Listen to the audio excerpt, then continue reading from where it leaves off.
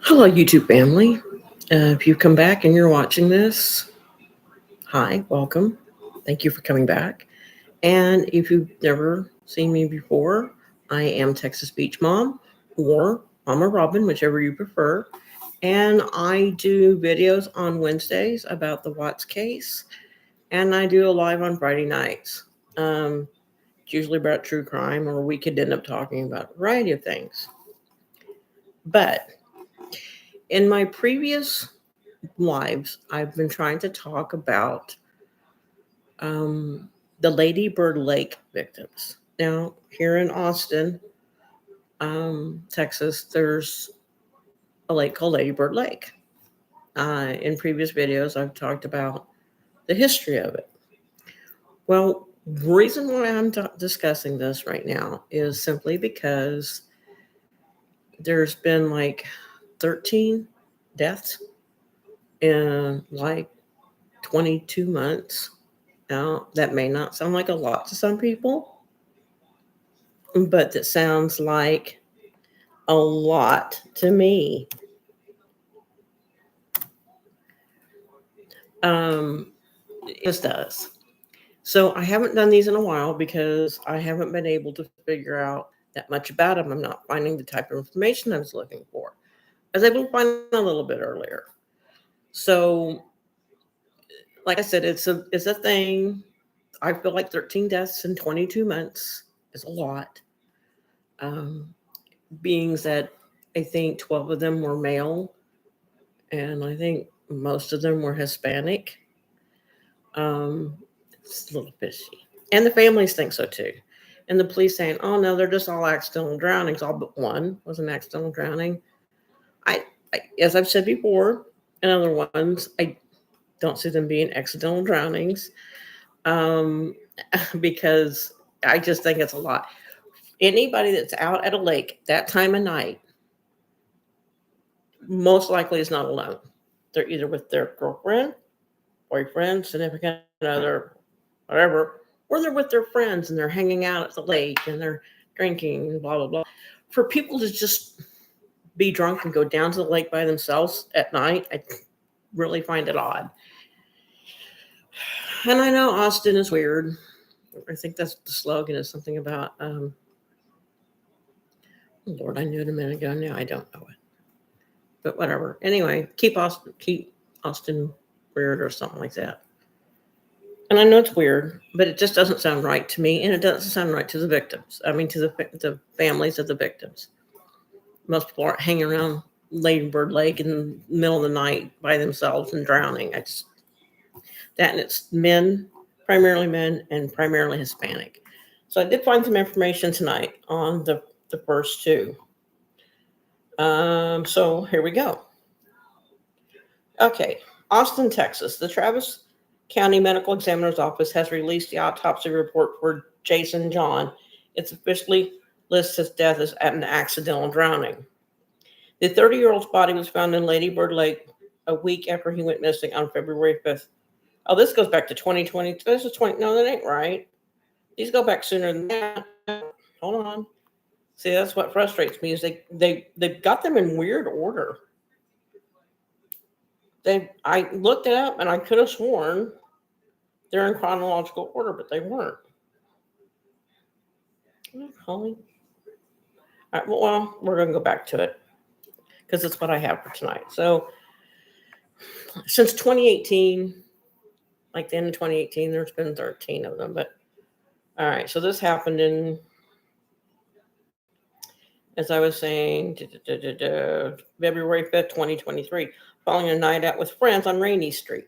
Rainy Street's a big place for everybody to hang out down. If you're not familiar with Austin, it's a lot of bars and nightclubs down there. So far this year, 4 men have been found dead in the lake, sparking suspicion that foul play is involved. I imagine why, you know? 4 men. CBS Austin's Paige Hubbard spoke with the family of Martin Gutierrez, whose body was recovered from the waterway in 2018. Since the death of Gutierrez, John and others and their families have pushed for more safety features in the area. Right before South by Southwest, the city installed additional solar lighting and a fence along the trail. The 21-page autopsy report says that bystander witnessed John throwing up by the bank of the lake and then shortly after was seen falling into the water. I'm having a hard time with that one. I am. That witness went to a nearby hotel to call 911, but John's body wasn't immediately found, according to the documents. A toxicology report found alcohol in John's system, but there was no trace of other substances. The autopsy ruled there was no evidence of assault or harm. We reached out to Jason John's family, but they declined to give a comment. Mitchell Gutierrez, the brother of Martin Gutierrez, whose death was also ruled an accidental drowning. Gutierrez died under similar circumstances after falling into the lake in 2018. Although an autopsy found no evidence of foul play, Martin's brother and sister-in-law, Whitney, aren't convinced. Martin's autopsy says he had blunt force trauma and a bruise found at the back of his head. Now, I suppose he could have. Isn't Austin like a tourist town? That's probably where they want to keep on the down. So, yeah, it is. It is a tourist town. Mostly for the country music scene, and I get that's why they want to keep it down, but it doesn't feel like to the families that they're doing anything about it. It's like, oh well, they drowned. It was an accident. Well, we're sorry. It just but I get what you're saying, and I actually agree with you. I understand why they would be doing it. I just think that needs to be more done. So I'm trying to see if as a community can figure this out. Maybe put some pieces together. You don't know. Crimes have been solved this way before. And this really is bothering me. It was my daughter, actually, who lives in that area, that brought this up to me. She's like, have you heard about the serial killer in Lady Bird Lake? And I was like, what? Dude, what? And she was like, yeah, there's been like a bunch of different men that's come up dead in Lady Bird Lake, and she went on explaining it. So I started doing a little research then. And I didn't find anything at first. Well, then later on, I saw something come up on Facebook about it. And I did a little bit more, and I'm like, hold on. Well, then I was scrolling through YouTube one night, channel surfing YouTube. And there's a documentary. I don't remember who did it. I don't remember who did it at all. I wish I had wrote that down or something. But after seeing that documentary, it got me to thinking, wait a minute. This does sound kind of like a serial killer. But anyway, Michael Gutierrez is the brother of Martin Gutierrez, who was also ruled as an accidental drowning. The kid was an amazing person, and then having to read every single detail of my brother's dead body was pretty rough, he said. Gutierrez died under similar circumstances after falling into the lake in 2018. Although an autopsy found no evidence of foul play, Martin's brother and sister-in-law aren't convinced. Martin's autopsy says he had blunt force trauma. Oh, that's what I was starting to say. Okay, so blunt force trauma. I guess if he falls in the lake and hits his head on a rock and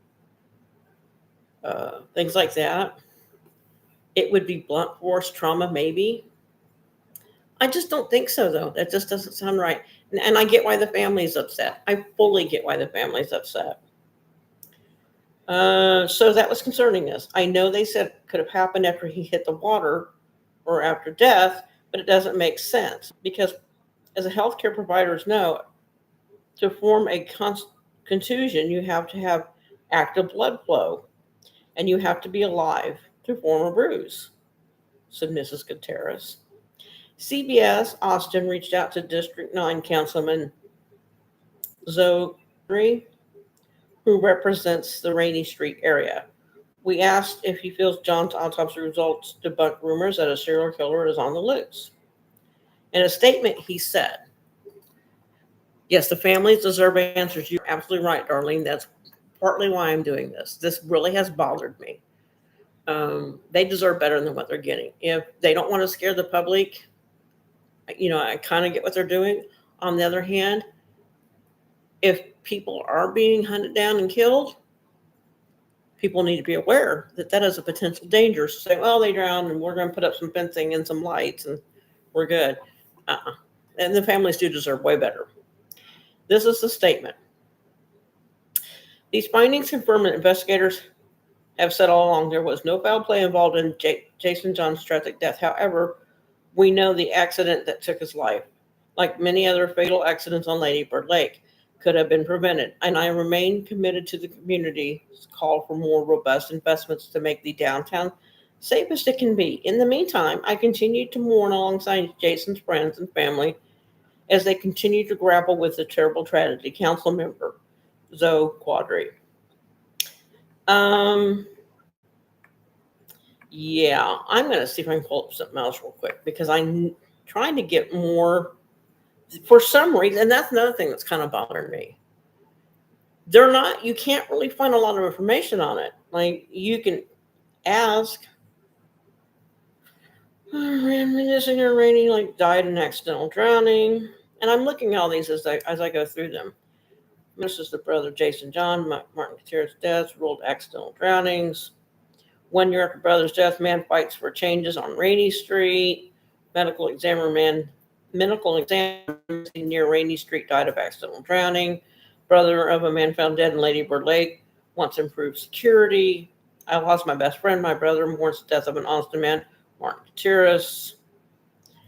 Surveillance video reportedly shows missing Austin man.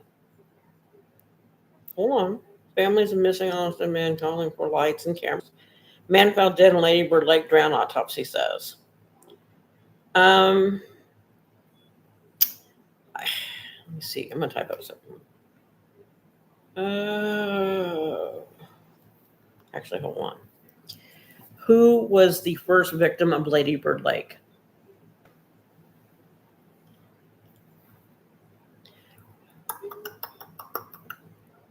Okay. No, that's not right either. The first one happened in 2018. This is Ricky Parks in 2022.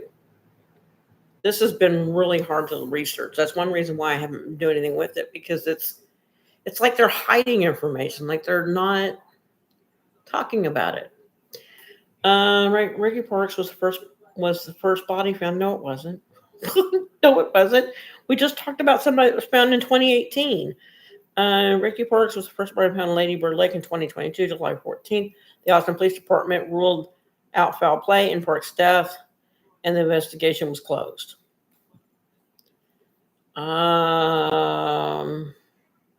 Christopher Gutierrez found on December 20. Well, here we go. Christopher Gutierrez found on December 10th, 2022. The APD ruled out foul play and closed the investigation. I'm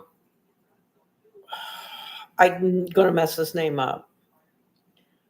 Jose Moreno found on December 19th, 2022. A man was charged with murder in the connection to Moreno's death. Kyle Thornton found dead in December 2022. Jason John found dead in February 2023.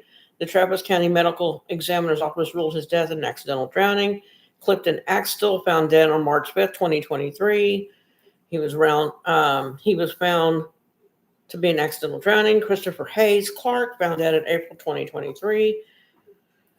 Jonathan Honey found dead in April 2023.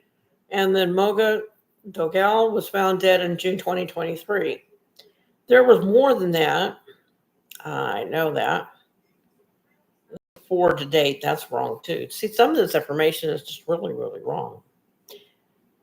There is, if you go into YouTube and you type up in the search, Bird Lake, there is a very good documentary, and for the life of me, I cannot remember who did it.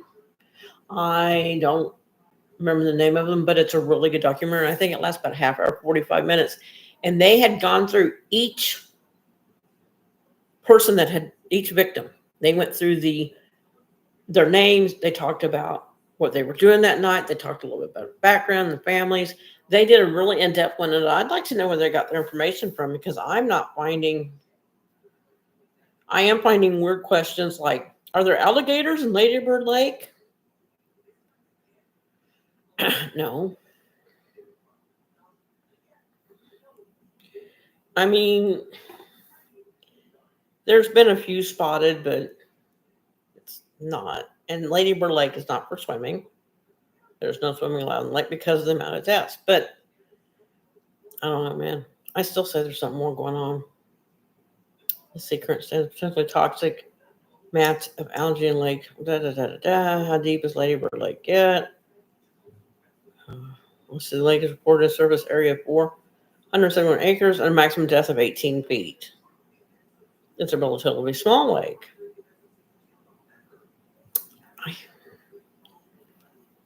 Who are the victims of Lady Bird Lake? I know there's more than those because there was 13. See, Jason John, Jonathan Honey, John Murray, what was it? Sue Moreno. There was an unidentified female, too. There's not more info, and it's really, I mean, somebody's getting info, and I'm just not any good at paying it because, like I said, somebody did a really good documentary on it. It is, like I said, it's in YouTube. That's where I've seen it. It kind of made me go, well, wait a minute, what is going on? There is an identified female victim of drowning. Swimming in Lady Bird Lake is illegal to several drownings in the debris in the water. The Austin Police Department has said that the common theme of the drowning is also a combination of alcohol and easy access to Lady Bird Lake. I'm sorry, I'm just not buying it's that simple. I'm not. People aren't just going out there by themselves drunk and then falling into the water. I get the falling and the staggering. People do it all the time.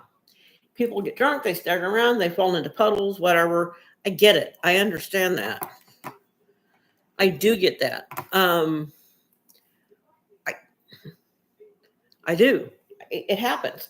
But as I said at the beginning of this, and I've said this every time I've discussed it, typically when people are at a lake at night, they're either with their significant other or they're there with friends.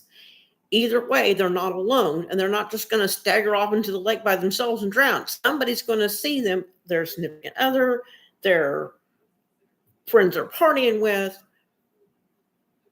are going to see them. They're going to try to save them, or they're going to call the police or something. You just don't go out to the lake by yourself in the middle of the night and walk into the water or fall into the water or whatever. And there's been 13 of them. It's been 13 of them in like 22 months. And I need more information. I really want to work on this case. This is like something that is sticking with me. And I really, really, really want to work on it. But I'm not finding the information I need. I'm trying to find the information I need. I want more information on this. I may have to go back between now and next Friday. And I may have to see if I can find that documentary again and take notes. Like, seriously, take notes. Like I did with Dylan's book on Chris Watts. I took notes. I read it. I borrowed it. I read it. I took notes. Did my report on it. And then I took the notes and gave the book back. And then I did my report on it. And I may have to do something similar just to figure out this much. Once or twice, okay, 13, no way. I was wondering. Yeah, that's what I'm saying. I mean, you would think it would be on the news more, and that's another thing. It's not on the news at all.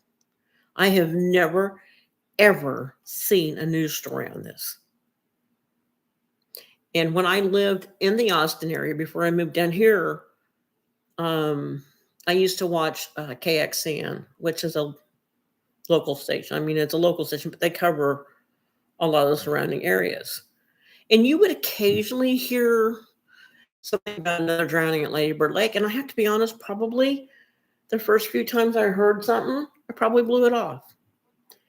I probably was like, oh, somebody got drunk and drowned at a lake. But when you start adding this up, it's a lot of people.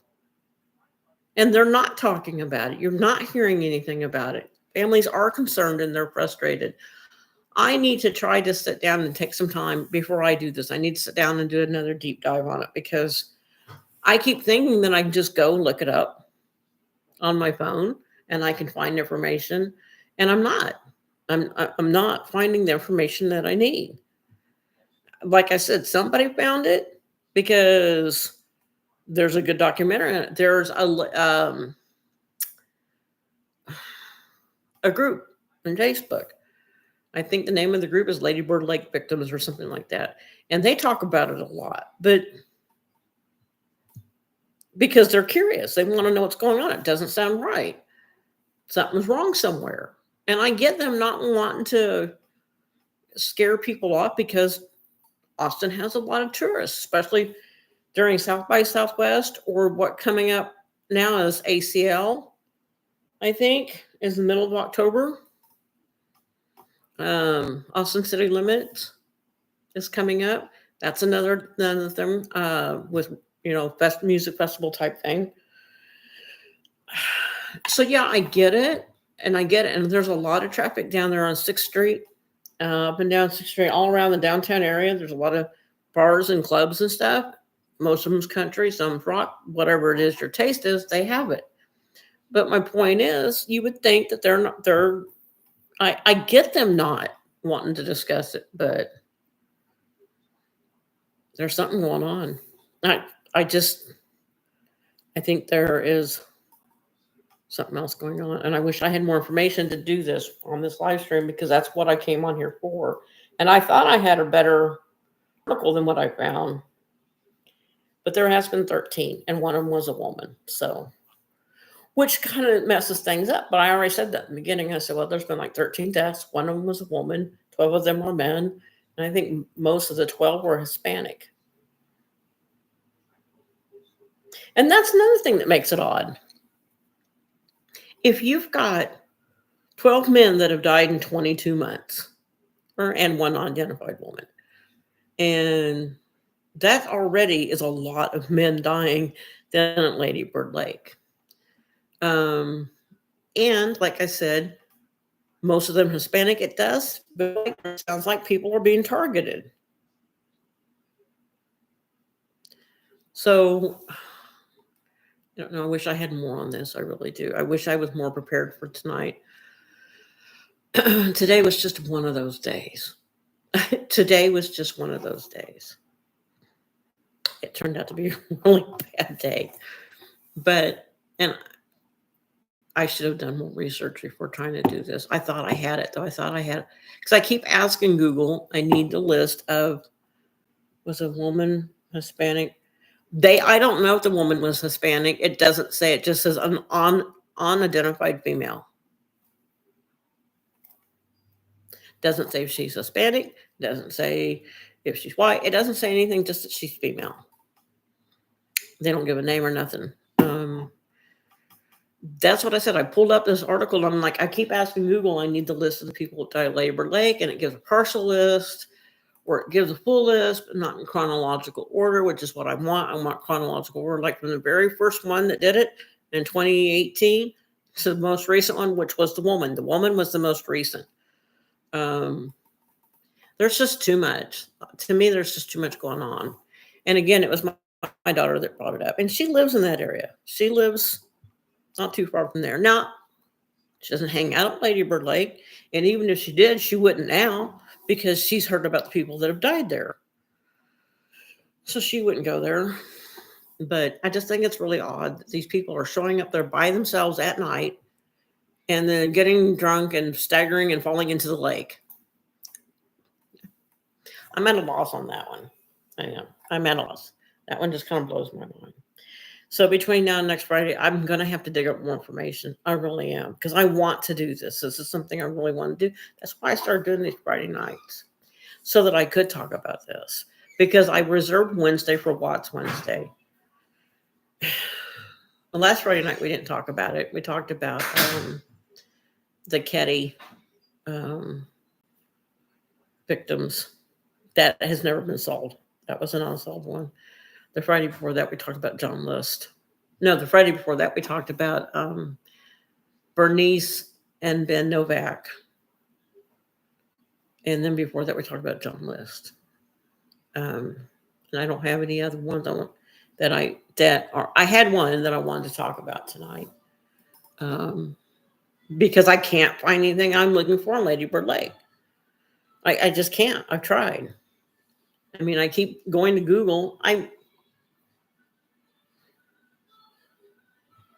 I may have to go to the library and look up the newspaper articles and stuff, because it's got to be newspaper articles on it. Especially when there's any link between the victims. Like some of them.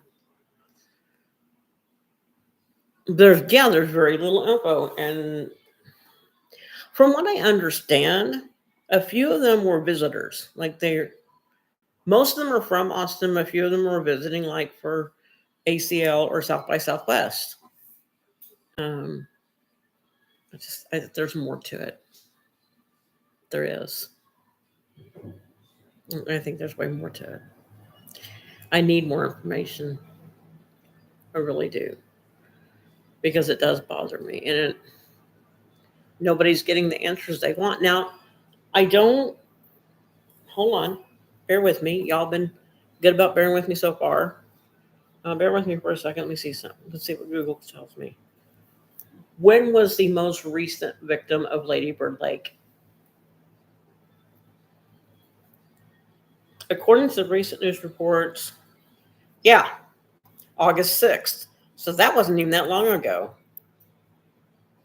The most recent body recovered from Lady Bird Lake was on August 6th, 2024. Police currently investigating the case and have stated that it appears to be an isolated incident, debunking rumors of a serial killer.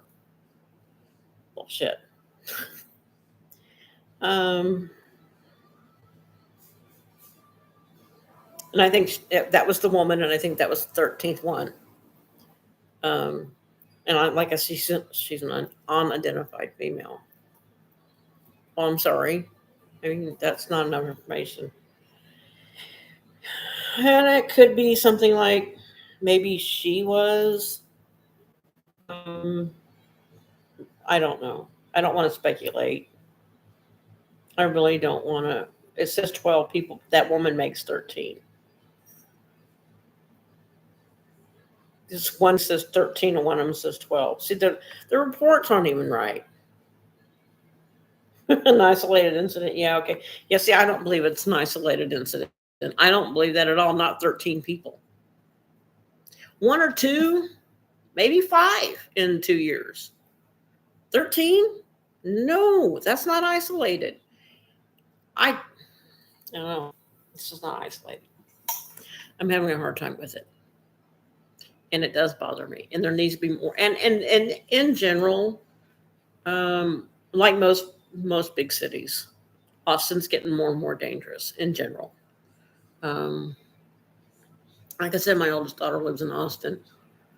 And she called me one night and she said, and she was being really quiet. She was whispering and she's like, Mama, Mama. And I'm like, what? And she goes, there's police everywhere. I'm like, what do you mean? Now, me and my kids are from Kansas City, Missouri. And we didn't live in the nice part of Kansas City. We lived in the roughest parts of Kansas City. So we're kind of used to that kind of stuff. But as I was saying, so she calls me up and she almost sounds like a little kid. And she's like, Mama, Mama, there's police everywhere. There's lights. There's like helicopters above me. There's at the apartment complex. And next thing you know, she said, oh, we're told there was a person came over the thing and said, everybody needs to get down and stay out of their windows.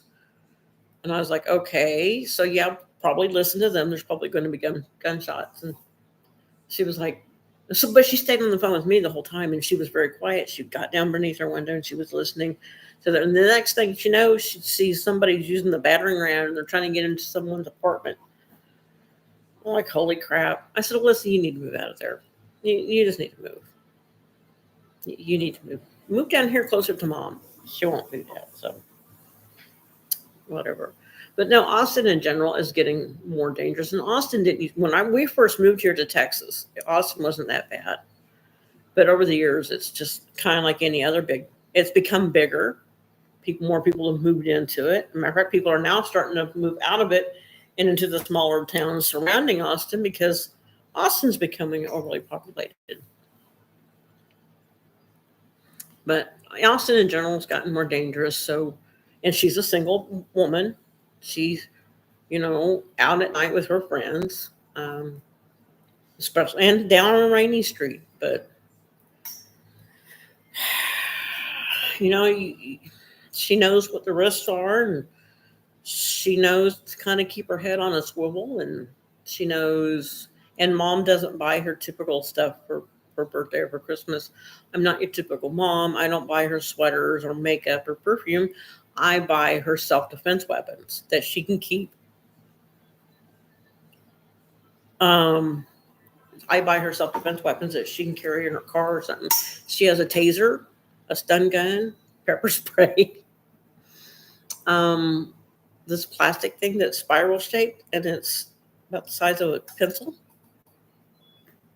She carries that on her keychain. It's for stabbing somebody in the eye. I mean, I guess if you're being attacked, you jab them in the eye, they might let go. Because I know what it's like. I also bought her because she is young. She's 28. She goes out with her friends. I bought her the nail polish. I can't remember the name of the Undercover. It's the company that makes it. It's a nail polish, and it turns if your drink has been spiked, it changes color to let you know that you need to get help immediately. So she makes sure she puts her nail polish on before she goes out. Um, I also got her a test kit, like she can test her drink. I mean, I know that sounds makes me sound paranoid, but yeah, they do. They have that nail polish. I think it's called Undercover. I don't know. I haven't seen it. I haven't been able to find it in a while, so I don't know if it's still a thing. I bought it when I first heard about it. I saw something on TV on 2020 or one of those news magazine things. And I saw a commercial for it, so I looked it up and I bought it. They do sell though, like these little strips that you can put on your fingernails, it's almost like a top coat, and it can help detect. The daughter carries a pew pew. Mine would probably pew pew herself with it. I love my daughter. I love her very much. She's a very intelligent woman, um, young woman, and I trust her to know what to do in most cases. But I buy her everything, and Texas is an open carry state, and I get that. She wouldn't be comfortable carrying one. So, like I said, I got her a taser and a stun gun, pepper spray, and I got her the good pepper spray. I got her the stuff that's put out by the police. I spent some money on her self defense stuff. And when people go, "Why do you buy all that crap for your daughter? Are you paranoid?" I'm like, "No, I'm not paranoid. I know the world that we live in. You know, I understand the world we live in. It's not like it was when I was dating or when I was running around. When I was living in Kansas City in my late teens and early 20s, I could walk 3 or 4 miles to my friend's house at night. And done it. Not even a concern. I wouldn't do it now. There'd be no way. There would be absolutely no way I would do it now. Of course, now at my age, I can't run very fast. Some days I can't even run, let alone fast. But so I make sure she's taken care of. But the more I find out about Lady Bird Lake and the people that have disappeared from there, the more stuff I buy her. Like, I'm not your normal mom, I guess. I don't buy my children things like, well, I do buy them nail polish. There's also a bracelet that you can wear, and it helps test for toxins. Because, like I told her, I said, some of these things happen at night. You're out and you're partying with your friends. Y'all go to the bar. You all are in the bar together. You're drinking. You're partying with your friends, and then y'all got to walk out to your car together. And if you're smart, and you walk out in a group, and you try to park in a group, and you try to keep an eye on each other. But sometimes you can't do that. Sometimes Betty has to park over here on the block, and Joanne has to park over here, and Barbara's parked in the parking garage, and what's her face is parked a block away. And you can't always do that. It'd be nice if you could. Hell, it would be nicer if you didn't have to. But you could be out, you'd be drinking. There's somebody could put something in your drink while you're in the bathroom. it's the world we live in. And I hate that it is, but it is. So I take care of my kids the only way I know how. She's 28 years old. She lives 3 hours away from me, 3.5 hours. She's coming down at the end of this month to spend a weekend with me.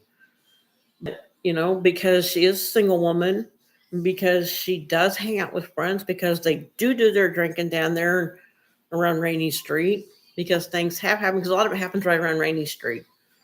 Because she does do that stuff with her friends. I take care of her. I equip her with necessary things to take care of herself. And that, like I said, we grew up in Kansas City. She knows to keep her head on a swivel. But if you're drinking, you're not thinking. So I can't tell her not to. Or worry about just got my 10-year-old son, and it is a crazy, scary world out there. And I was just talking to one of my neighbors about that. People in general anymore are more rude. They act more entitled. Men are just kind of like, well, I'm a 60-year-old woman, and you would not believe the things men say to me. Then you just random, the sexual things that are said to me, and I'm like, what the hell are you doing? And I'm old. I mean, I'm an old broad. There's nothing. I'm just mind blown by some of the things that are said to me. People are just very outspoken. They're about themselves, very entitled. And so I quit my kids with, I'm with, like I said, tasers and stun guns and pepper spray. And I remember when I was a teenager, or probably not a teenager, but in my early 20s in Kansas City, one of the things that I was equipped with, because my mom bought it for me, was what they called a rape whistle. I don't know what good it's going to do. I guess get the attention of other people. And that's something else I pointed out to her. Back when I was young, her age, and I was dating, your biggest concern back then was possibly being assaulted on a date. That was one of your big fears. Now your fear is getting kidnapped and tortured and living in somebody's basement and maybe getting out of their life and maybe not getting out of life. I really hate to admit it, but that's kind of where we're at now. And I was talking to her about that too. And I said, maybe it's just me. Maybe it's all this true crime crap that I do. And she said, no, it's legitimate worries. It's legitimate fears. So I don't know. Down to an audience one. Well, at least you came in, Darlene. I appreciate it. Because like I said, I don't know what to do on this thing. I'm going to have to do more research. I am going to sit down because there is something fishy going on with all these people coming up missing. I'm going to have to. I'm going to have to. Because this is weird and it's messed up. And for the people that didn't catch it tonight, they'll catch it later. I got a replay crew, I'm sure, because I hear about people going, oh, I watched your blah, blah, blah the next day. Well, that's great. Thank you. And I appreciate it. I'm still pretty new at this. I'm getting better at the live streams. They don't scare me as much. Like I said, there's something fishy. Something I was going to kind of talk about tonight, very briefly, and I talked about this, I think, a week ago or 2 weeks ago. And I don't touch on this case very often because so many people have already covered it, and so many people are kind of either done with it or whatever. But Gypsy Rose Blanchard, as I've said before, if you don't like her, you don't like her. If you do like her, you do like her. But if you don't like her, if you think she's a scam artist, if you think she's this and that, and you think she's horrible, fine. You have that right. But I've actually seen people, I've watched live streams and I've seen the comments come up, and people are simply just making fun of her. If you don't like her, you don't agree with what she's done, You think she needs to change. You think she's a scam artist, whatever you believe, or you think she's a complete victim all the time. I have my own personal theories on her. I'm not here to share them right now, but all I was going to say is there's no reason to be mean. There's no reason just to be out and out mean. I saw comments about her nose. I saw comments about her hair. I saw comments about her squeaky voice, people making jokes about her. If you don't like her, you don't like her.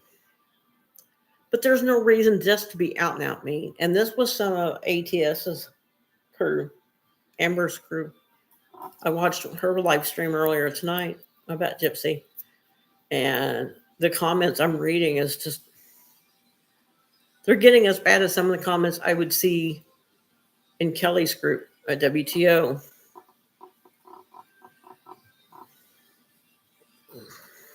Oh, thank you. I always appreciate you, Darlene. I really do. I've got a few people that are pretty loyal. They just kind of hang in there like, yeah, you're honest. We like that. But I would like to see it grow. Like I said, I'd like to see at least 500. But back to Gypsy. There's no reason just to be mad, just to be mean about it. Like her or don't like her, but I hear people, or I read the comments about people making fun of her nose and her squeaky voice. Well, her squeaky voice does bother me a little bit, but there's no reason just to sit there and throw barbs at her. I mean, in my opinion, she was abused medically, emotionally, physically, and her mother was a grifter. Her mother taught her how to be one, you know? She should, in my opinion, try to improve her life, and she hasn't done anything to improve it. She keeps saying she doesn't want fame and fortune, and then she's in front of the camera. But that being said, there's no reason to be mean to her. Or at least if you're going to discuss her, discuss what she's actually doing wrong. Don't sit here and go, well, her nose is really big. I don't know how, but I don't know. Or her voice is squeaky. And I don't like her voice either, but it's just people nitpicking at her, and I don't like it. And I don't say anything when I'm watching one of Amber's lives anymore because everything I say gets ignored. Everything I say gets, even if I bring up a very valid point, everything I say gets, and other people get their stupid comments highlighted, and an intelligent, well thought out comment gets ignored. And I'm like, okay, I'm not one of your favorites. I know. I don't care for Gypsy. Straight up mean people, online bullies. She did what she did. Right. Mad at her. Right. And I get it. But still, you don't need to pick on her. You're not, because it almost sounds like they're in school. You're in elementary school or something. Look at Gypsy's big nose, or I don't. It's the comments were just rude, and it's the second time I've seen one of the lives where they're just mean. They're mean spirited about it. If you don't agree with her, great. Don't agree with her. You think she's a piece of crap? That's fine. You can think she's a piece of crap, but and they're nitpicking little things about her. If you don't like her, you don't like her. I'm not her number one fan myself. Yep, it is. It is petty and childish when people pick on her looks. It really is. It's because it has nothing to do with what she's done or what she is doing. If you're going to get mad at her, get mad at her for the facts. Get mad at her for the things that she did do, or the things she has done, or the things she's doing right now with Brian and Nick and the one's using her Ken. You pick on her for what she's doing. Don't be petty. I found that really frustrating. Tonight I was watching that and I was like, no, there's no reason to be petty about it. And I kind of get that way about Nicole Kessinger. I call her Tricky Nikki. But I don't out and out make fun of her. I don't like Nicole Kessinger. I think she's dangerous. I think she should be in prison. My opinion. I think she was involved. And I occasionally do an imitation of her voice because she is kind of whiny. But I just don't sit and pick on her. I don't like her. I think she was involved. I think she had a lot to do with the death of not. I don't think she was there for the death. I don't. That's someplace else. I keep going back to because everybody keeps dismissing Dylan's book. A lot of your big YouTubers dismiss Dylan's book. But my theory on that is, and I'll stand by that one too. When it comes to Chris Watts and Dylan's book, the reason why I back Dylan's book as strongly as I do, and I don't know any, well, anyway, it does look better. It does. It looks a lot better. The reason why I back Dylan's book has nothing to do with Dylan. It's because when he was in the cell next to Chris, for all that time he was next to him, Chris and him got close. He considered Chris like a brother, and Chris did the same. And when a man is close, has a friend that he considers a brother, he's more likely to tell that man the truth than he is anybody else. Now, I'm not saying that he told the absolute truth because Chris doesn't seem to be able to do that. But I feel like most of what he told Dylan was probably the best confession we're ever going to get. I feel like that was the best confession we're ever going to get. I do know that he lied through it. He lied through some of it. But I back that the strongest because they were buddies. They were friends. They were brothers, as they put it. Chris is more likely to open up to Dylan than he was anybody else. That and a lot of what is in Dylan's book fits the timeline pretty good. So that's why I keep going back to that book. People all know that he lied. He saw money. He's making money off of it. Well, so are the YouTubers that are doing videos rehashing old shit. They're making money off the death. They're making money off of it. I'm not. I don't have enough damn subscribers to make money off of it, to be perfectly honest. And I want justice. My biggest thing on this is I want justice. When it comes to Shanann and the kids, I want justice. And when it goes to Gypsy, yeah, like I said, I'm not a fan, but I'm not going to pick on her. I'm not going to be petty. There's no reason to be petty. I think some of the things she says is ridiculous. I don't like her behaviors. I do realize she was abused. But she's an adult now. And she needs to do better. And she's pregnant and she needs to do better. But I don't like people being petty about her either. So that was one of my beefs I had earlier. So I kind of went a little bit everywhere again. I kind of went all over the place. We started out talking about the Lady Bird Lake thing when I realized I didn't have the article I thought I had, because I just kind of glanced through the article and I thought, okay, this could last a while. It wasn't enough information. I need more information. I'm talking about Gypsy was simply because I was watching when I was watching, I don't know what her opinion. Possums can be cute. I don't know. They can be scary. I had one scare me one night. But what I was saying was, I don't get the pettiness. She was abused. She is an adult and she should do better. You don't need to pick on her. That really bothered me tonight. That bothers me every time I see that. If you got something important to say about her, something pertinent, by all means, spit it out. If you're going to pick on her because, and that's kind of like the Nicole Kessinger in the brown bikini. Yeah, it's an ugly swimsuit. It is an ugly swimsuit, and she's a whiny ass. But and people make fun of the swimsuit. I have. But then I listen to myself and I listen to the people, and then I get disgusted. Like, all right, that's not even really part of the case. If you're going to dislike Nicole Kessinger, have a good reason for disliking her. Don't get mad at her because you don't like her taste in swimsuits, or because she's whiny, or because she's weird. Dislike Nicole Kessinger for what she did, not because you don't like her choice in clothing. So while I've caught myself doing the same thing with her, Tricky Nikki, um, I try to stick to either the facts when I talk about her or my opinions and theories on how far she was involved. I do not usually talk about her swimsuit, how it matched the brown house they lived in, her whininess. I talk about her and what she did wrong or what she didn't do wrong.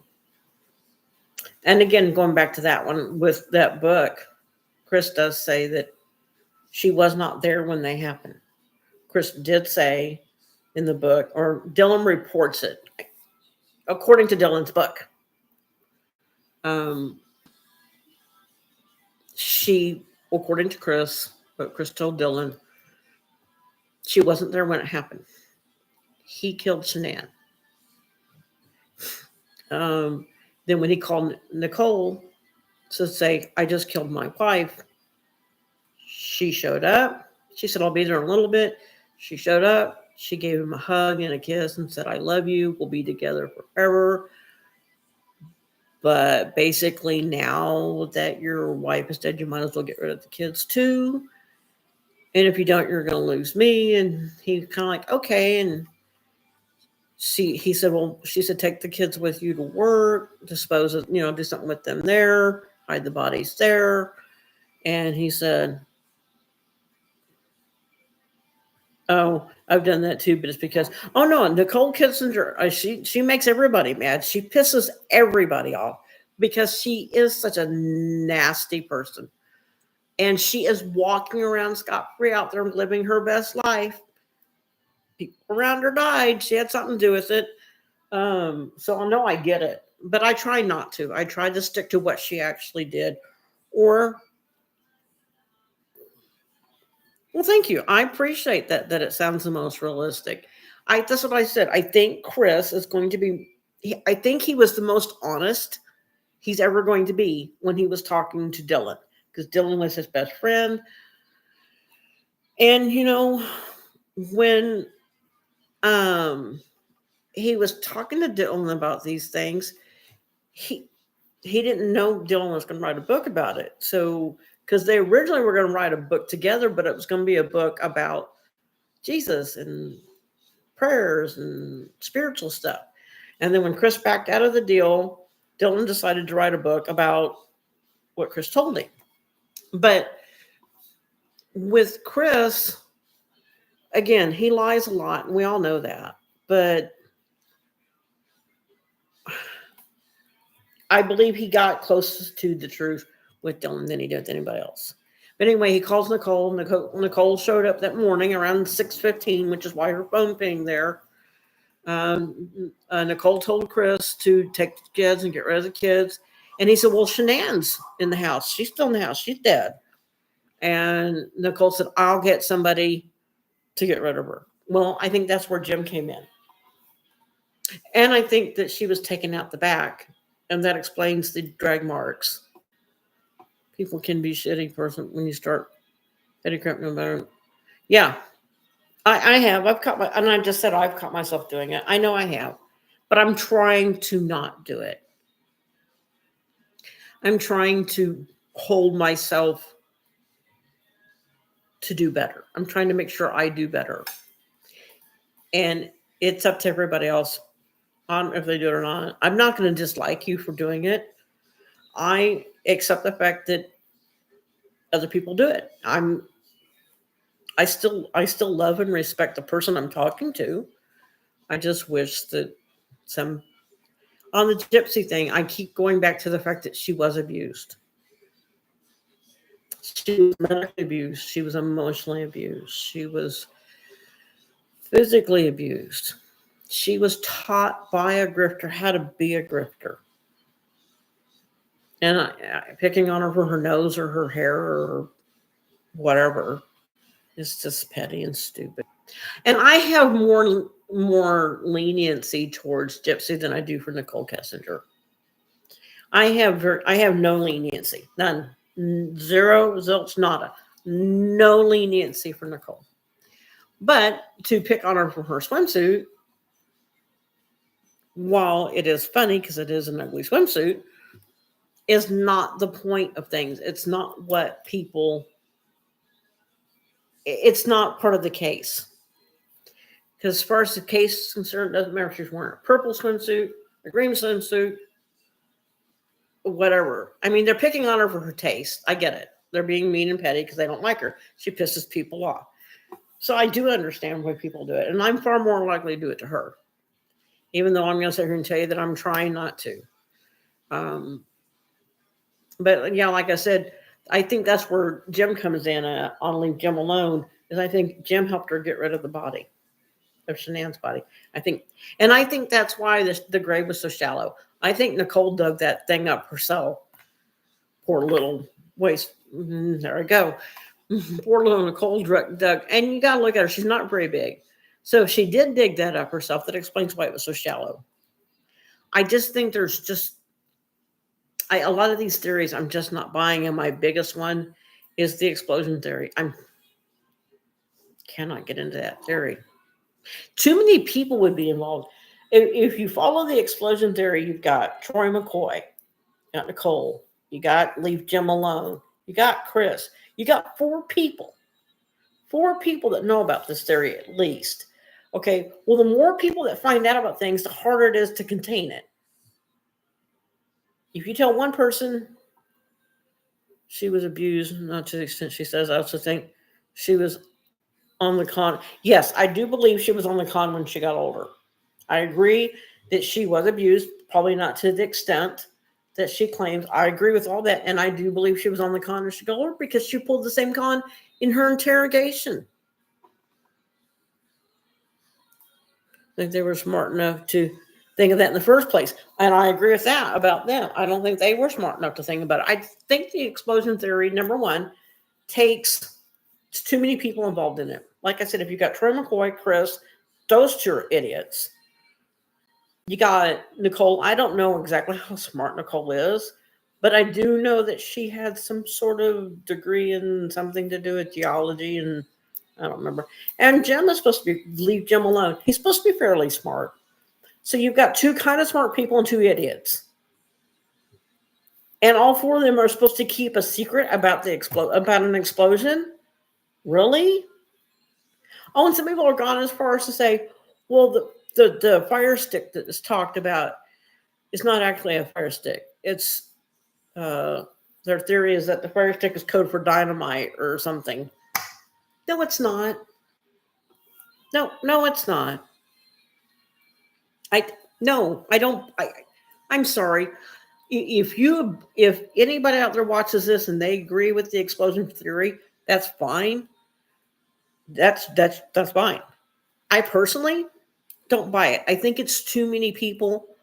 I think it's too much information being passed between four people.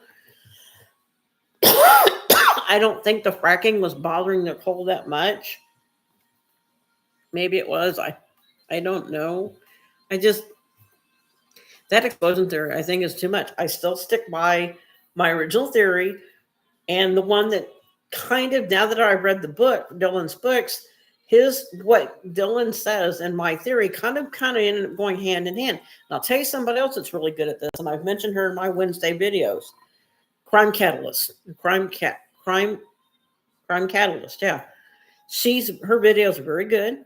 Her theories are very reasonable. They make sense.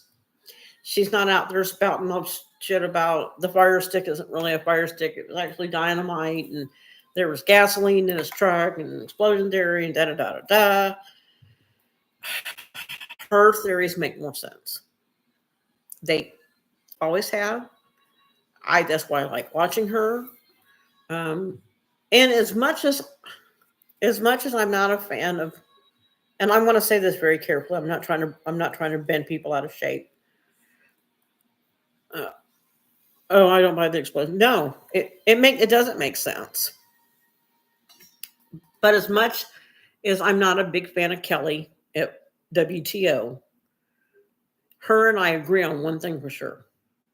The explosion theory doesn't make sense. So as much as I'm not a big fan of the way she talks about Shanann, I do agree with her that the explosion theory is just too much. It is it's too much. It's too much. I don't know, man. I believe Chris's book or Dylan's book for the most part, and it did make sense. Anybody that's been watching me do this watch thing since before Dylan's book knows that my theory, follow along with the book, Dylan's book. They follow along Dylan's book way before Dylan's book came out. If you hear sudden music in the background, okay, he took his music with him. My son had just gotten out of the shower and he had music on, so he took his music with him. Be easier to hear me now. But and those who've watched me before, my doors are locked. My doors were locked before I started, so now you don't have to worry about me hearing noises on my porch and getting up to check. As much as I don't agree with the way Kelly handles Shanann, I do agree with her. Her and I do agree that the explosion theory is just too much, too complex. It's too complex. Too many people involved. It's just harder to contain a big secret like that. The more people you involve, the harder it is. So, yeah, Chris, he kills Shanann. He takes the girls with him to Survey 319. He does away with them there, puts them in the tanks. Nicole gets a hold of Jim. Her and Jim get Shanann's body out of the house. That's why there's drag marks and looks like stuff from the sheet on the fence. And I don't think Jim might have dug the hole, but he seemed like a pretty good sized guy with a little more strength. I figured he would have dug a deeper hole. Maybe he didn't dig a deep hole because he didn't give a shit. He didn't care if Chris got caught or not. He didn't care. Just shallow grave, they throw her body in it and be done. I don't think that case is all that complex. I don't think it was. A lot of people make it very complex, and it's not. I think people are making it way too complex. And I get it. As I've said before in my videos many times, yes, I locked my door. I locked my doors before him. Actually, my kid locked them for me. We were sitting here watching TV, and he just got them locked their doors and turned on the porch lights for me because that's a nighttime ritual. But yeah, one of the live streams, I kept hearing something outside, and my doors weren't locked, and I was like, shit. This is a safe neighborhood, but damn. I don't too many witnesses on the live stream. Actually, there would be no witnesses. I have, 2 people watching, so there'd be no witnesses, really. Somebody could have come in and done whatever. Well, there'd been two people watching. But I don't know, like I said. And I didn't plan on talking about Chris Watts at all. I really didn't, because I try to save that for Wednesday night, because there's nothing to discuss, really. Although I do think I have some new stuff coming up. Or not new stuff, some stuff I'm going to go back over, because people seem to be really, really, really into the video about him possibly doing drugs. And the things I pointed out in the last one about if Nicole was bipolar and taking medicine for bipolar, and Chris swears up and down that she was bipolar and she was on medication for it. If she was on medication for it and she was doing meth, for example, ice cream, lollipops, if she was doing meth with bipolar would be wow. And then you take Chris, who was doing the 2 patches, the Thrive patches, and he was doing 2. He wasn't eating, he wasn't sleeping, he was constantly on Thrive. If you add meth to that mess, you've got another explosion right there. Both those people were ticking time bombs. If, in fact, and I know this is just a big theory, this is a big if, in fact, she was bipolar and doing drugs, and he was on Thrive all the time and doing drugs, then you put these 2 people together, you've got an explosion right there. You have an explosion right there. Because the one thing I took psychology when I was in high school, and I don't remember the term for it. High school was a million years ago. I do not remember the term. But there was a term that they used in psychology when you have two different personality types that separately wouldn't hurt anybody, when you put these two people together, they're dangerous. And the cases that were brought up and used as an example, uh, and well, not in high school, but like they talked about it in high school, but cases as I've gotten older that were examples for this, because I've heard other people talk about this, and I cannot remember. There's like a technical term for when two separate, this personality and this personality get together, they create a mess. Okay. The examples I've used would be Paul Bardino and Paula Homolka. By himself, he was experimenting with killing people. He had already gotten a hold of a couple girls, and I don't think he'd killed anybody yet, but he was already like kidnapping girls and torturing them. He hadn't really got to the point of killing yet, but he was getting girls. Okay, so you got Paul Bernardo, who was already kind of messed up. Then he meets Carla Homolka. Okay, she had never killed anybody. It wasn't like her to kill people, and yet when you put them together, she sacrificed her sister to him. She let him kill his sister. Yeah, the meth by itself makes them completely nuts. So if in fact, he was doing, we know he was doing Thrive. If he was doing meth too, and you put Thrive with meth, kaboom, you've already got a mess. And if in fact she was bipolar, like Chris said she was, and if she was on meds for it, and you add meth to that, you got another kaboom. And then you put these two kabooms together, you've got an absolute mess. You got an absolute mess. But I was telling, so back to the Paul Bernardo and Carla Homolka, when they were dating, she gave Chris did it in everything case, said it's mirror them. On the side note, keep checking on Scott Peterson's latest attempt. Okay. I will also can work on that too, because right now, I think what Friday nights is going to be when I do these live streams, it's kind of like what we're doing right now. We're just kind of talking about different cases, different aspects. I like this because I feel like we're all working together. We're all sitting around talking.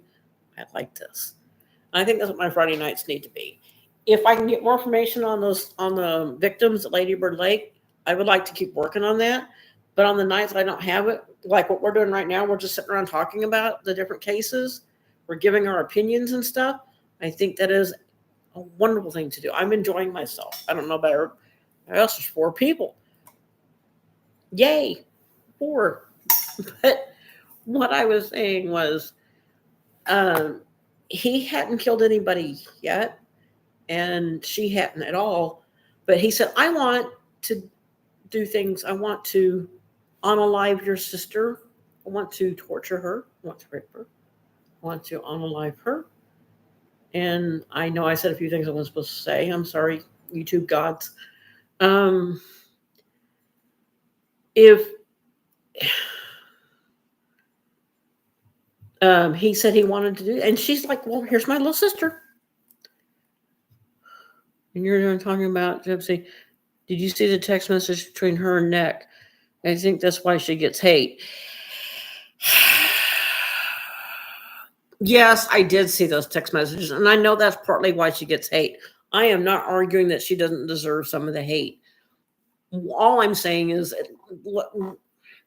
if you want to hate her, you hate on her all you want. I just don't agree that we need to be petty about stupid shit like her nose or her voice. Yeah, she's irritating. Yes, I saw the text messages. Yes, I also saw the video of them after the murders where he's eating brownies and later he's going to eat me. Yes, I saw those. I saw that. And thank you for being smart enough to use the right language in YouTube chat. I'm apparently not using the right stuff, but because I slip, I don't think about it. I'm an adult. I've been talking this way for a very long time, for at least 40 years. So I don't think about it in terms of I might upset the YouTube gods if I say the R word or the M word or anything like that. I don't think about it. I don't. I mean, I should. And I do understand the hate she gets. I do. And the more I see about her, because when I found out she went to prison, I was like, oh my God, this child is in prison. She killed her mother, yes, but her mother put her through this, this, and this. And then after she gets out of prison, and you start watching the interrogation and you watch all the things she's done, then you start catching up with the things she's done, you like her less and less. And you get to a point where you're sick of her. And I get that. Some of the comments, I don't think I think it was just certain comments I saw tonight that made me go, really? Do we have to be this way? Yes, we don't like her. Yes, she unalived her mother. Yes, she's pregnant and she's made a mess of her own life and she continues to make a mess of her own life. And she's using people and she's grifting. I get all of it. I do. I think there was just certain comments tonight that made me go, really? Really? Do we have to be so horrible? We don't like her. Fine. And I do. I saw the videos. I've seen the clips. I've seen the text messages. I know almost as much about that case as I do the Watts case. Almost. Not quite. Almost. And I didn't really want to get on a bandwagon about that one. It doesn't bother me a lot. I was just kind of bothered by it. I guess it just kind of fell out of my face faster than I was thinking about it. But the psychology is what I was talking about. Like, you get two people together. So there was Paul Bernardo and Carl Homolka. I keep going back to them. He was already a mess. She by herself hadn't done anything wrong yet. And then you put them together and they're kidnapping women and they're taking their lives. They're torturing them. They're taking their lives. They're doing all kinds of things. I think he's still in prison. I think she got out a few years ago. I've said before that I don't think, what you saying, darling, I couldn't believe that part. And yes, I agree with what you're saying. Being petty is not helping. And yeah, I had to learn how to speak on here. I think Gypsy needs therapy. I think she needed it in prison, and I think she still needs it now. I'm actually concerned about her baby. I'm concerned what kind of life that child's going to have. But I guess I was having problems with some of the pettiness. There's so many more important things to be mad at her for. Picking on her for her nose or her voice is kind of pointless. I mean, if you don't like her, you don't like her. That's fine. But back to them. They separately weren't going to do it. Then you take Gypsy and Nick. Nick by himself wouldn't have touched Dee Dee. Gypsy might have. I mean, Gypsy might have, because there was already some problems there, but not alone. So she had tried to run off with other guys before. There was the guy from the Comic-Con, and then there was somebody, I think, in between. I can't remember if he was before or in between. But she had tried to run off before. She had tried to escape before. She tried to go to wherever this Comic-Con guy was at and live with him, and Mom found her. So what she learned was, okay, if I tried to escape, Mom's just going to find me anyway. I'm not excusing what she did. Not by any stretch. I am not excusing what she did. Not at all. I'm trying to look at it, though, from her mental point of view. People will say, well, she was an adult. She knew better. Yes, she did know better. But before she found out she was an adult, she didn't realize she was an adult yet. Before she realized she was. Because her mom lied about her birthday. Her mom lied about this. Her mom lied about that.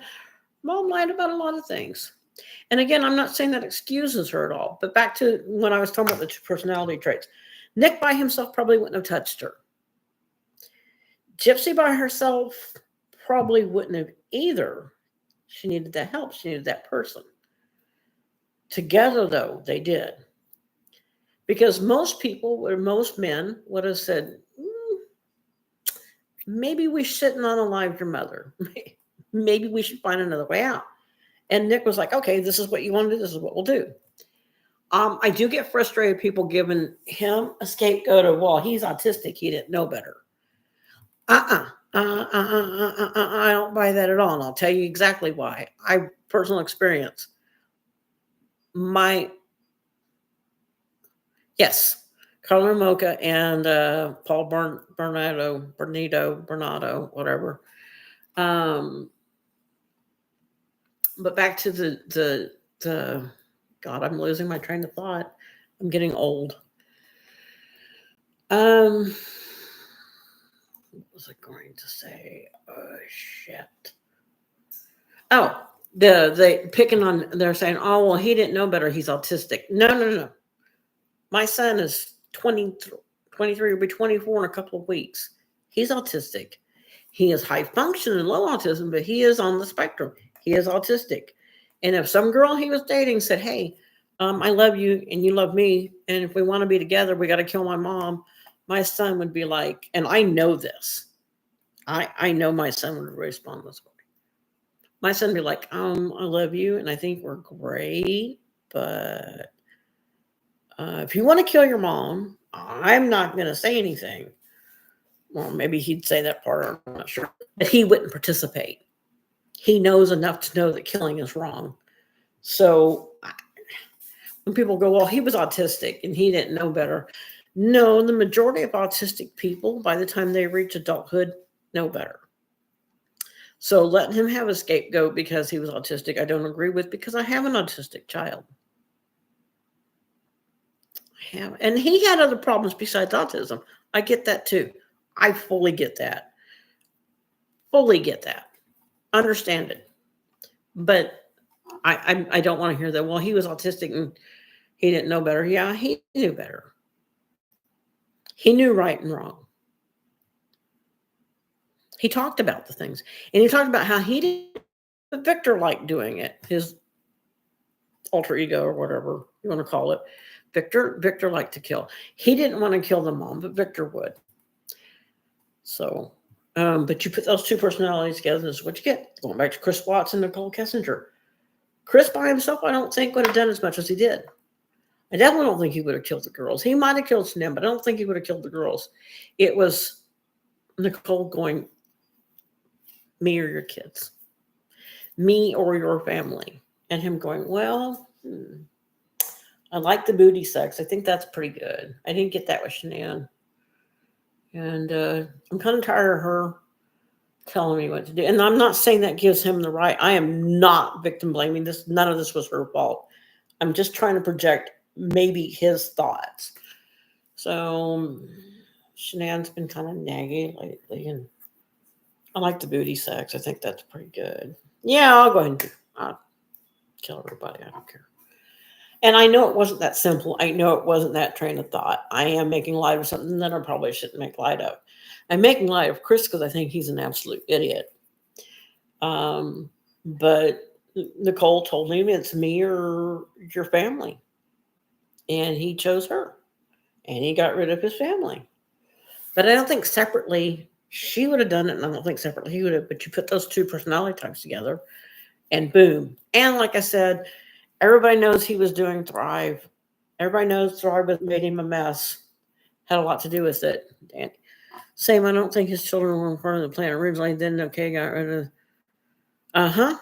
I agree with you, Danny. I do. I don't think they were part of the plan, but I think once Shanann was dead and she said, well, you might as well do that too. I think he was like, well, I don't want to do this, but I will. I do. I think they ended up being, I think Shanann, I think he was done with Shanann. I do. I always thought he was done with Shanann. A lot of women, or a lot of the women that comment on my videos, a majority of them have dealt with a narcissist. And we all have a very similar story to how we were treated. We all have a very similar story. And that's, I think, part of the reason why this case means so much to so many people, especially women, because a majority of us have dealt with a narcissist. I did it for 11 years. I didn't like doing it for 11 years. It took me a while. First, it took me a while to realize what was happening to me. And I didn't know what it was then. And then it took me a while to understand how dangerous he was. And then it took me a while to think, okay, I got to get out of this. While I'm still alive, I got to get out of this. As I've explained to my therapist, when I first started realizing how much trouble I was in, both my kids still lived at home. And my goal at that time was, okay, I got to get kids out of here. I've got to get them graduated from school. I got to put up with his crap. I've got to get them out of school. Because he had me in a situation where he moved me from my state. He moved me from Missouri to Texas. He put me in a small town. I wasn't allowed to work. I wasn't allowed a vehicle of my own. I wasn't allowed to talk to my family very much. He had me right where he wanted me.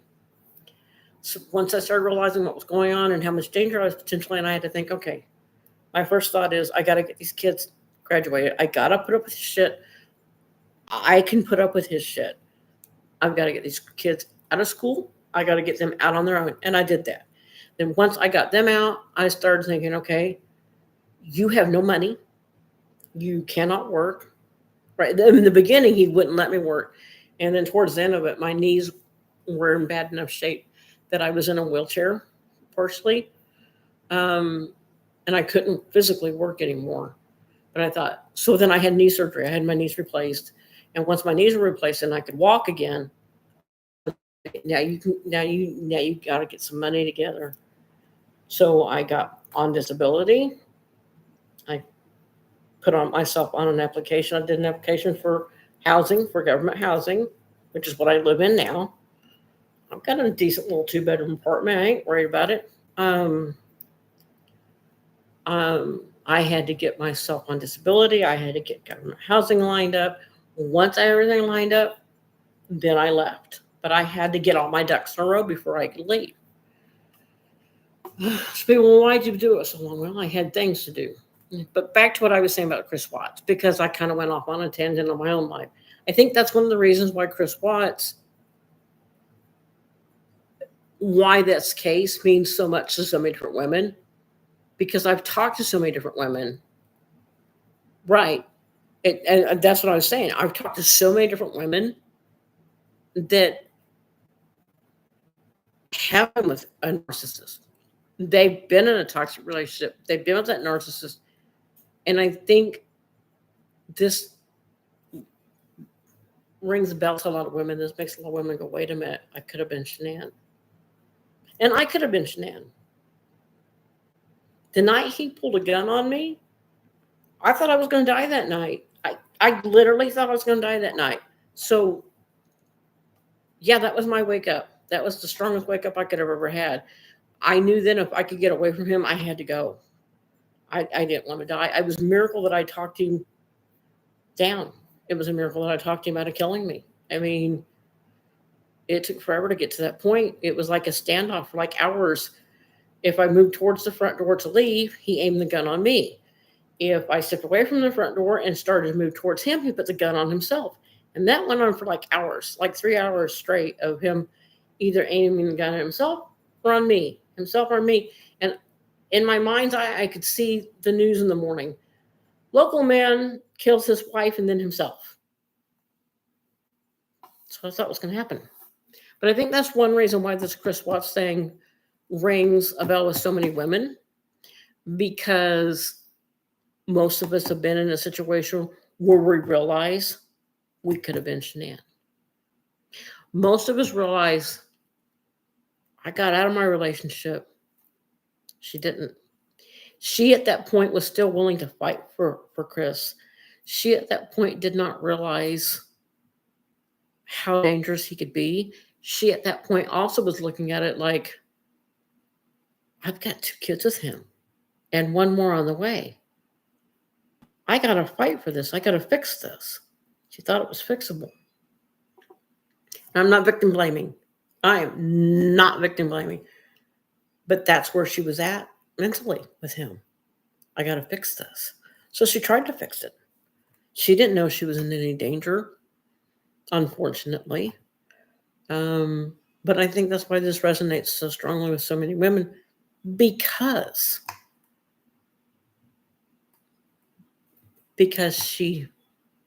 we've been there. We have been with somebody that made us go, we could have been Shanann. I could have been Shanann. She could have been Shanann.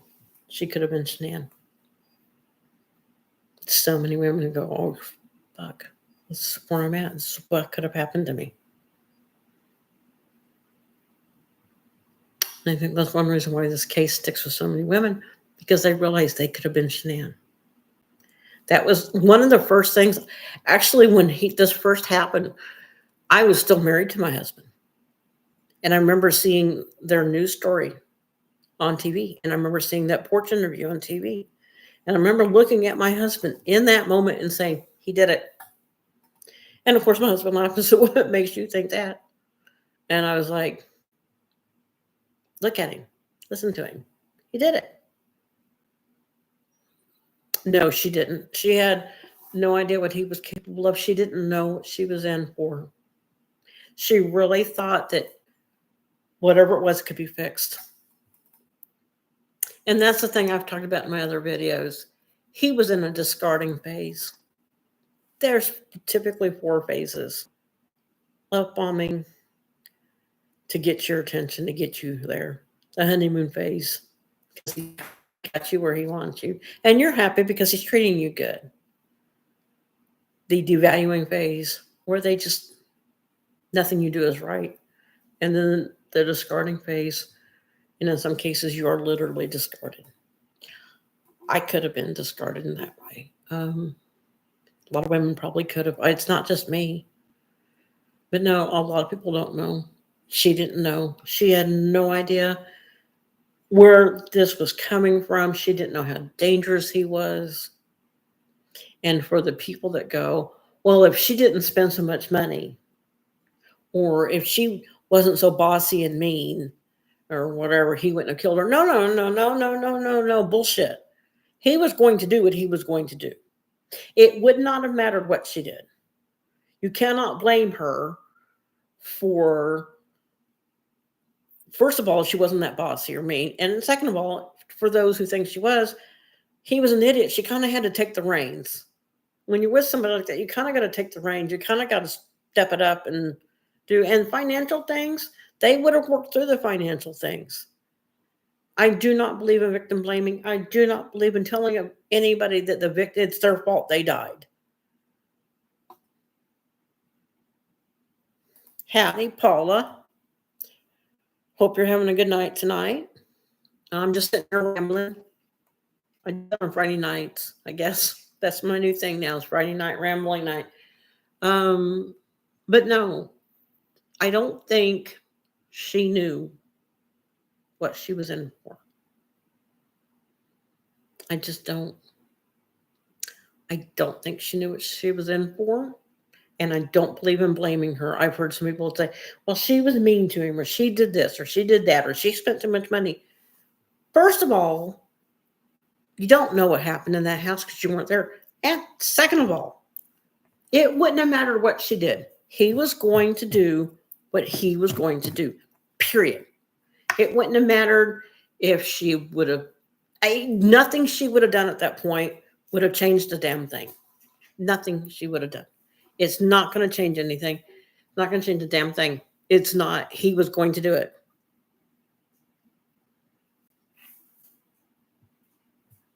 Yeah, I agree with that. I agree that I mean, Nicole was kind of the catalyst, and I do believe she helped get rid of the bodies. Nicole wasn't kind of catalyst. Nicole had a lot to do with it, but he was done with her. He was done with Shanann for whatever the reasons were. He was done. He was in the discarding phase, and he was done, and he wanted her gone.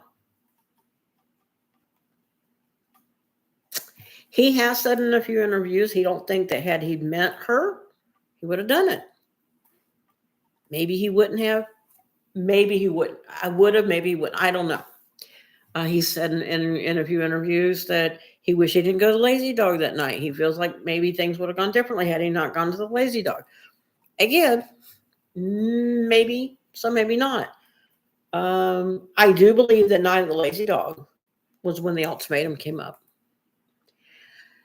I do believe that 111-minute phone call was no confusion, went from worship to nothing, coldness and disconnected. Yeah. I believe in a lot of things on that one. I think that's why she was so confused, because they did go from being absolutely lovey-dovey with each other to he was completely disconnected. Somebody said something once about that. They were talking about this case, and she was talking about how she doesn't think divorce should be, the first thing you do. You should try to work on your marriage. But she also said, but I believe there's a time also to cut and run. And right, Shanann knew she wasn't perfect. None of us are. She was willing to work on herself, but Chris was already done. And again, no, we're not perfect. But had she been allowed to live, she could have grown, learned from her mistakes, gotten better at everything. Had she been a chance to get older, I'm better. I'm a better parent now than I was in my 20s. I'm better at a lot of things now than I was in my 20s or even 30s. Had she been given the opportunity, she would have grown. She would have changed. She would have learned. But you're right. He had already checked out. Let's see. What's it say? Shanann knew she wasn't permanent. None of us are. Oh, yeah. Chris had already checked out. He was already done. He had already just decided to discard. He was discarding. But I still believe that's why a lot of women hang on to this case, because they see themselves in Shanann. They think I could have been Shanann. But he'd already checked out. He was done. And he was getting what he wanted from Nicole, and she was new and she was interesting. And he's even said to the police that he had to talk her down off the ledge a few times. And I believe it. Watching her interrogations and her interview, they weren't interrogations, they were interviews, because she was already protected. She went in there with a cloak of protection. As I guess they thought they were going to turn her into an Amber Fry and get her to talk, and she has too many things that incriminate.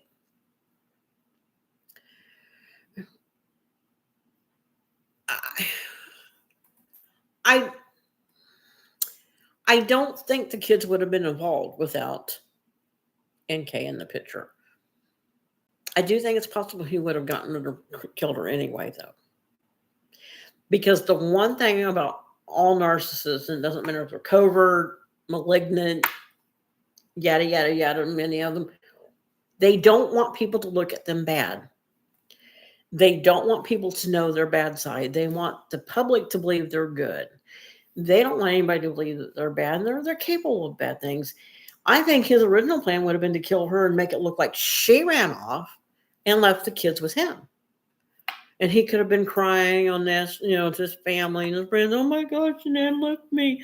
I'm going to raise these kids by myself. And then he would have introduced Nicole gradually and said, she's going to help me raise the kids. Nicole didn't want to raise his kids. Nicole didn't want anything to do with those children. She made it evident in her every fucking interview she did. I don't like it. She was like, Well, I told him I didn't. I mean, she lied to the police, but she was kind of like the way she said things led you to believe she didn't want anything to do with those children. She didn't want his kids. She wanted her own. And I believe that with all my heart. All my heart and all my soul, I believe that she wanted Shanann's life. She didn't want the debt. Nobody wants the debt, but I believe she wanted the car and the house, the vacation. If he never, the kids would. Right. I don't think he would have gotten a divorce. And I understand what you're saying, and you're entitled to your opinion, and I welcome it. I don't think he would have gotten a divorce. They don't like that. They don't like that. They don't want people to think that they did anything wrong. See, if he gets a divorce, okay, from his perspective, if he gets a divorce, it goes to court, then everybody knows he cheated on Shanann. And he didn't want anybody to know that. He didn't want anybody to know that he was cheating on her. He didn't want his family and his friends to know he was cheating on his wife, his pregnant wife. That would make him look like an idiot and a dumbass and a monster and a horrible person. He didn't want people to know that. And I think that was part of the ultimatum. And I explained that in my last video. I think the 111-minute phone call and the night of the rescue dog and all that, I think that was the reason why she looked at Ronnie Watts. I think she said, look, you give me what I want, or I'm going to tell everybody what you've been doing behind your wife's back. I'm going to tell everyone. And I think that's why she looked at Ronnie Watts that night. Because she looked at Ronnie Knight. When she got home from the Lazy Dog, one of the first things she did was look up their address and Ronnie Watts. And I think she had told him that night at the Lazy Dog, you either give me what I want, or I'm going to tell your family what you did. I'm going to tell your family you cheated on your pregnant wife. Now, his mom would have been like, bravo. Bravo. You got rid of her. You cheated on her because Shanann was a bitch. I don't like her. But in time, she wouldn't have liked Nicole either. Like, I just don't think so. I don't think Cindy wanted anybody to be with her son. But that's another argument for another day. As far as Ronnie, I'm not sure. But I think that was an ultimatum. I think that's part of what she told him was if you well, I think she would have been happy about it. She didn't like Shanann. She made it very evident she didn't like Shanann. I'm glad you got rid of her. Yay. Good job, son. I don't like my ex-mother-in-law was a lot like Cindy. She really was. She was a lot like Cindy. Nothing I did was right. And the first time my ex told me that she didn't like me, I didn't believe him because she'd always been so nice to my face. And he said, all right, I'll prove it. So he called his mom, puts her on speakerphone, did not tell her, of course, that she was on speakerphone, and started talking about me and the kids. And boy, the things that she said about me blew my mind. And then the woman said, it's too bad those kids aren't yours because she shouldn't be raising her own children. You should be raising those kids. You're a wonderful father. And I thought, no, he's not. But, teach his own. She has a right to her opinion. It's not a correct opinion, but she has a right to it. She doesn't. She doesn't have any grace. You're right. She has none. She has no grace. And to this day, she'll still tell you that Chris couldn't have done it. Chris didn't kill those kids. Either Chris did or he let Nicole do it. I mean, either way, he was a piece of shit. Bella sits in the back seat singing "My Daddy Is My Hero," and he's like, I'll be somebody else's hero. I really thought he could get rid of Shanann and the girls and make it look like or he thought that he could get rid of them and make it look like they disappeared. And then he could start a new life with Nicole and everything was going to be hunky-dory. And she was going to give him children because she was young and she was only that couple of years younger than Shanann. She was young and vivacious and blah, blah, blah, blah, blah, and whatever. Whatever. Nicole would have been a horrible mother. Nicole would have been a horrible mother. I mean, Shanann had her faults, but she loved her children. I believe that with all my heart. I believe she loved those girls. We all have our faults. None of us are perfect. And I'm not a fan of Cindy. She reminds me, like I said, of my ex, what the hell is my ex millennial's name? Claudette. Claudette. Cindy and Claudette. And they even look like. I'm like, oh, well, shit. If you take Cindy and you bleach her hair blonde, do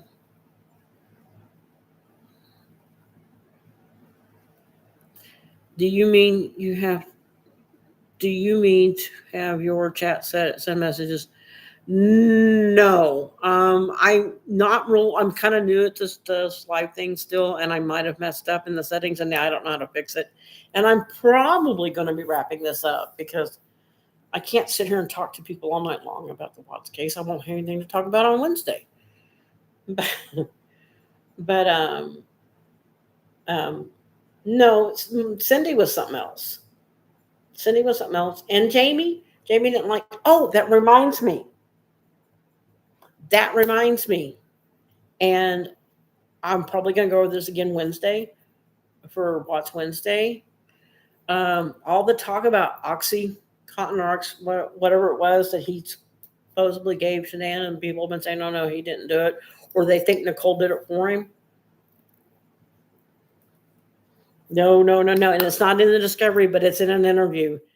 Jamie, Chris's sister, admitted to somebody in an interview, and I'll have to go look again because it's not in the discovery, but she said in an interview that she gave Chris the oxy. She didn't think nothing about it. I don't think she honestly knew that he was trying to give it to Shanann to abort the baby. But Jamie gave him the oxy.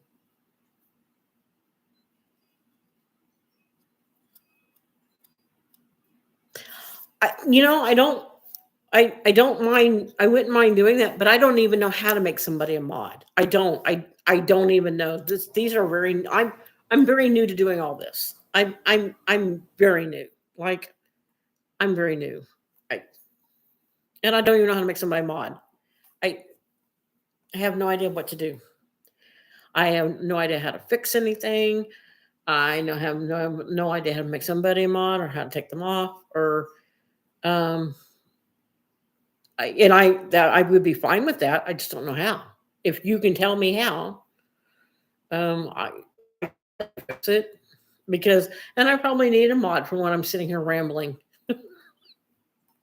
because I tend to do that. But there's so many things going on that I start out talking about and then we get on something else and it all ends up going back to the Watts case because everybody's still talking about it because everybody wants justice. But yes, Jamie gave in an interview, I will look it up. I will have an answer by Wednesday, which interview. But Jamie had told somebody in an interview, and I'll look it up. I'll have the answer for everybody on Wednesday, that she gave Chris the oxy that he gave to Shanann because he thought he could abort the baby that way. I mean, that's his thinking. Apparently, Jamie didn't know that's what it was for, but his thought was if I can abort the baby, then I don't get a boy from her. Nicole can give me my first son.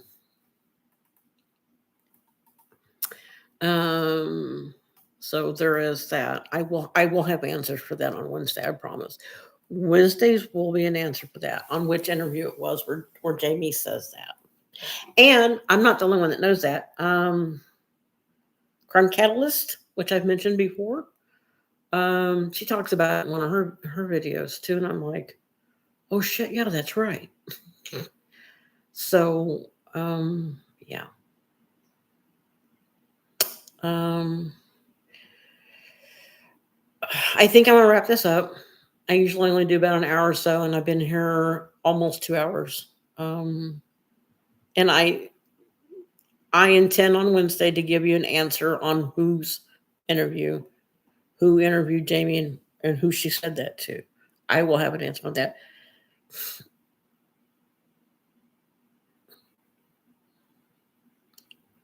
And I know, honey, I know. And like I said, I'm new to this and I will figure this out. I will have that figured out by next Friday night on how to fix that. And I don't mind the mod thing. I didn't even think about needing mods because I've got 5 people watching.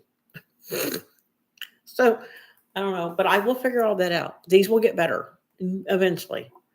And like I'm saying, by Wednesday, I'll have an answer on the Jamie thing, one way or another. And hopefully by next Friday, I'll have more information on the Lady Bird Lake victims because I believe there's more to that.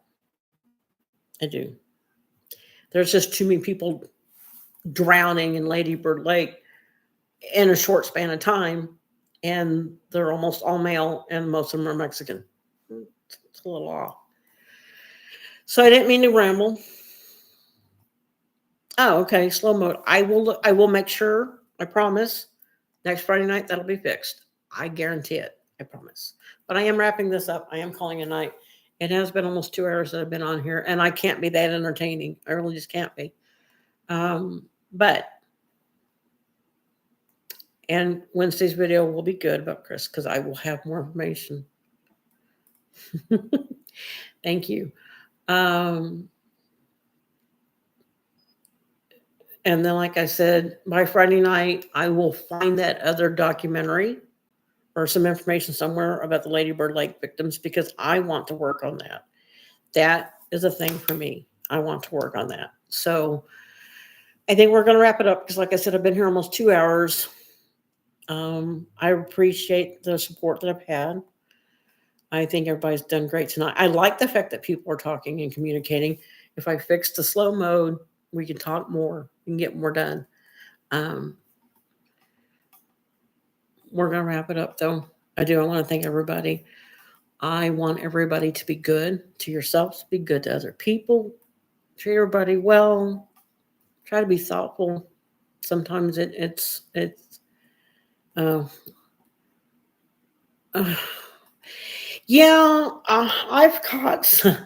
caught some of hers. I don't watch her live streams. I'm usually busy. I have caught a few of the ones that she's talked about NK lately, and she has done some good ones. What turned me off on watching a lot of her stuff, and I'm gonna be perfectly honest, and I obviously you love Kelly, and a lot of people do. That's great. But in the beginning, when I first started watching her, it wasn't so much her that was doing the victim blaming. It was the people on her panel. And I didn't go for the victim blaming. I'm not blaming Kelly. I'm sure Kelly's a wonderful person. And I'm going to say hands down, no arguments. She does a fantastic job on her videos. She does. She's doing things that I don't know how to do. If I ever learned, that'd be different. She does a wonderful job on her videos. Congratulations, Kelly. Watch the Obsession. You do a great job on your videos. I'll never argue that point.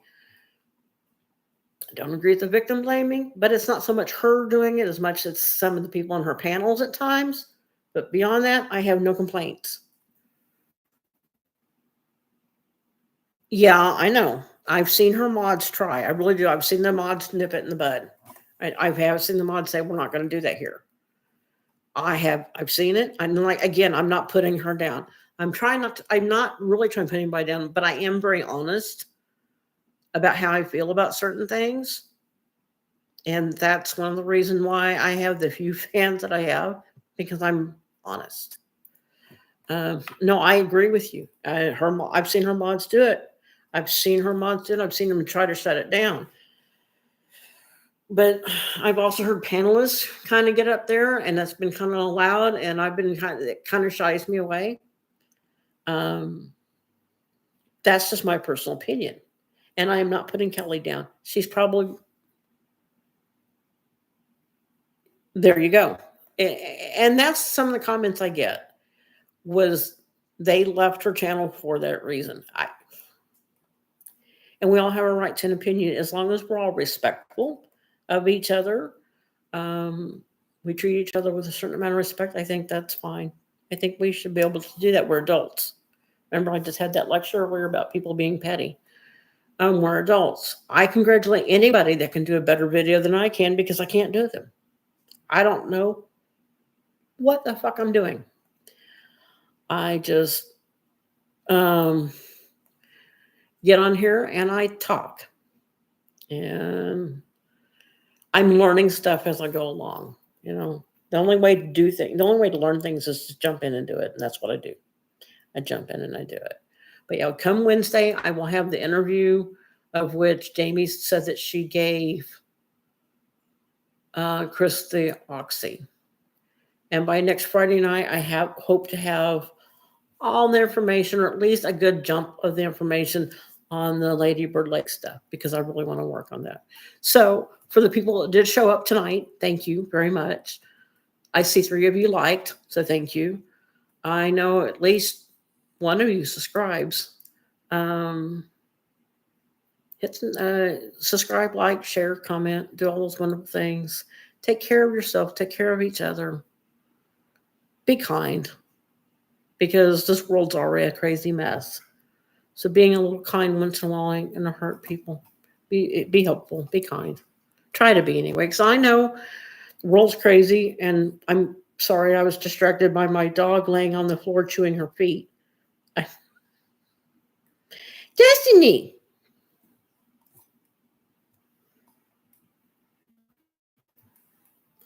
Come here, Destiny. I can't get her to get up here high enough for everybody's here. Come on.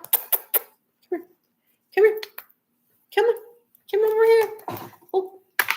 Come here, Pure, for just a minute. Ow. Come here.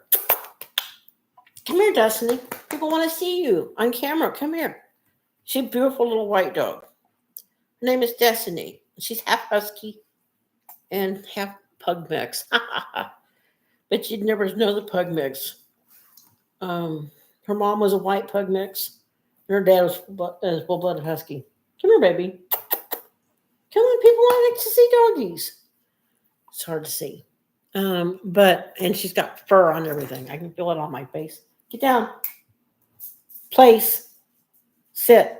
Thank you. Thank you. That Destiny, I've got another dog in the bedroom. She's laying there being lazy. But she's part Great Pyrenees. They're big. They're big, beautiful dogs, but they're also kind of lazy. Hi, Destiny. One of these days, I'm going to try to get a camera. I'm eventually going to get a camera and get it set up. I'm not doing webcam anymore. And I can bring the dogs in the frame more, because a lot of people like watching Destiny do tricks. She's more entertaining than I am. She is. Because she's beautiful. She's gorgeous. But we got some stuff to cover on Wednesday. I appreciate everybody coming tonight. Tonight was not what I thought it was going to be, but